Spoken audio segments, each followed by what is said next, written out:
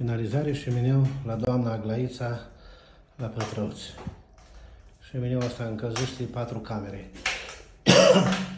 Deci are camera asta, camera din perete din stânga e bucătărie și are 2 camere la etaj unde am scos tubulatură. Da, o să merg repede acolo. De fapt am să pun pe pauză să ajung sus ca să vă arăt ce încălzește. Da, urcăm sus la etaj.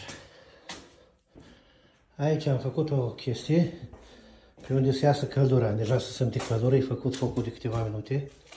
Așa, aici are un grilaj, aici care se închide și se deschide. Acum e pe deschis. Da, el ies un picuț de abur de acolo, din cauza că e o ceață. Arde vopseaua după focar. Odată aici și apoi mergem în altă cameră.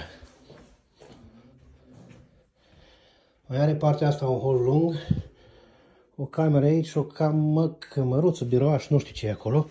Pe aici o să iasă căldurica. Pe aici, deja iese, dacă vă uitați bine, uitați să iasă o ceață de acolo. Ceața aia arde vopseaua după focar și un miros așa înțepător la început.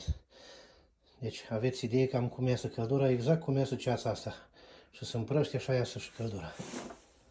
Da, cam așa ceva încălzește șemineul, care e făcut din cărămidă. Să dea căldură, domnule, să dea căldură. Și acum coborâm la parter înapoi.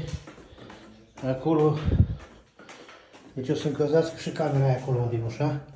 Aici e bucătăria, are acolo scos o grill în capăt. Și aici, unde e camera lui, unde o să dea căldură, super. Da, Doamne ajută și nouă bine.